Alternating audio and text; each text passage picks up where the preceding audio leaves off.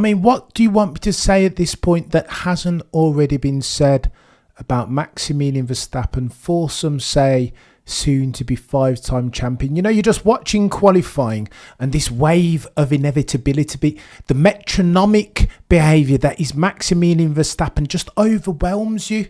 Even before he dropped that final lap in, you just felt like you knew.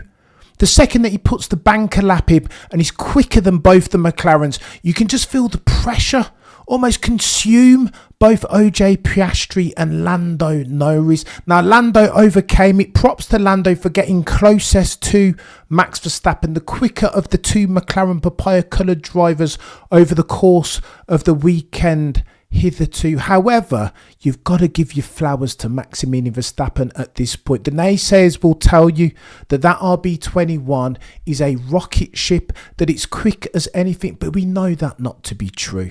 Forget what the abbots of unreason say. Believe the evidence of your own eyes and ears. Yeah, the car is quick, but is it that quick? Is it 126.204 quick? I would argue not.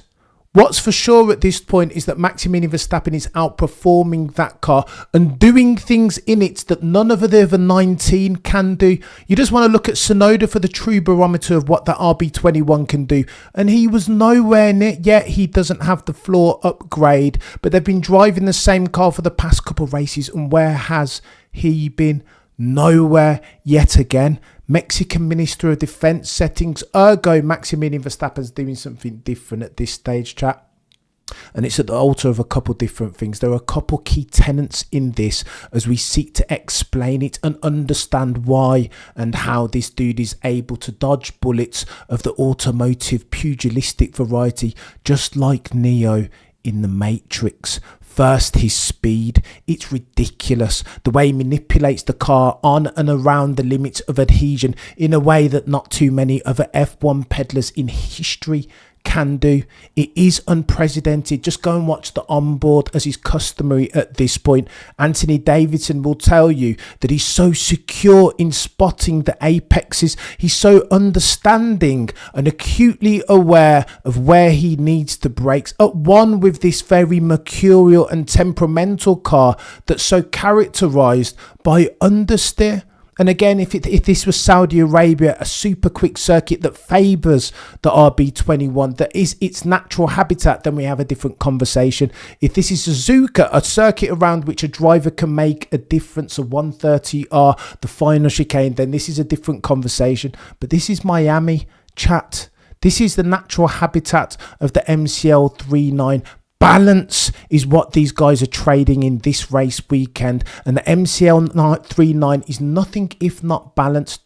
Flexi front wing settings, you know they're going to be god tier through sector 1, you know they're going to be brilliant in the sector 2, twist these low minimum speed turns, and so too have sufficient pace enough to fend off a Max Verstappen in Q3 apparently. But no, when you watch Max Verstappen's onboard, the control is just next level, chat. Super calm as far as his steering inputs, super measured as far as his throttle. He's just on a different level.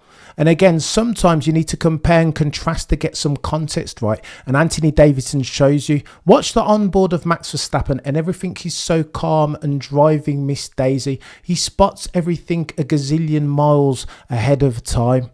The throttle, the brake inputs, there's barely, as near as makes no difference. Sans turn 1, no adjustments, no correction of over or understeer. He loses 0 lap time as near as makes no difference. And again, people say about Maximilian Verstappen that his gift has always been in a level of feedback, that if he drives over a crisp packet, he'll be able to tell you what flavour, and he uses that to preempt any difficulties in the car. You saw turn 1. He almost corrects the oversteer before the car even realises it happened, to the end where he loses 0 lap time, 0 milliseconds left on the table. And comparison is the thief of joy for the other 19, because when they look at their onboards, they will see the difference. George Russell struggling, correcting snap oversteer circumstances of material consequence in turn 12. Oscar Piastri all over the shoppers near us, makes no difference. All through sector 1, Lando Norris had his own issues. Max Verstappen, apart from turn 1, had 0, and Christian Horner will raise you that and see you this. Here's what Christian Horner said. It's not just Max Verstappen being quick. That's not his gift. His true gift is his ability, as per all the great ones in Formula 1 and the upper echelons of high-level sport, his ability to extract the best out of himself when it matters most. Just like the McEnroes, just like the legends that are Tiger Woods and Michael Jordan, he plays the biggest points the best, better than anybody else, most consistently. Why and how? Well, because he's long gotten his 10,000 hours. This is nothing new. A Q3 session, a one-shot qualifying for all the marbles. This is Max Verstappen territory at this juncture, to where the F1 fans all around the world watching are almost waiting for Max Verstappen to just go pole. We're almost anticipating before it happens Max Verstappen's god-tier purple lap, notwithstanding the fact that that RB21 is the second or third quickest car at best. Oh, and by the way, the dude's just had a little one, for Pete's sake. He flew in late to the Miami Grand Prix because context is key. Chat, there are no other drivers on the grid, sans maybe a Sir Lewis, maybe a Charles Leclerc, maybe a Oscar Piastri, that could undergo all of those traumatizing circumstances. I'm a father. There's no way that I'm jetting into the Miami Grand Prix after my firstborns just come into the world, after we've just welcomed a new addition, and putting that lap in a 1:26.204. I say all that to say this, chat. This is what's really important.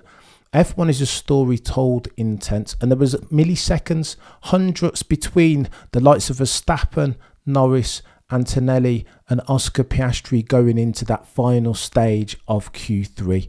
But we said it in the stream, did we not? That if Lando and Oscar had alleviated some pressure from themselves and nailed a provisional pole lap of a banker on their first run out on those soft compound red label tyres, then it would be a completely different circumstance. They did not do that. Going into their final runs, their final one shot at quali, Max Verstappen was already sat on provisional pole. Ergo, if there's a dude who's going to better their lap, he has a name, and his name is Maximilian Verstappen. Lando Norris did it too, a 1:26.2. Props to him. Oscar Piastri did not. As robust as he is of character, he did a 1:26 in Q2 and didn't better that. And I say all of this to say this.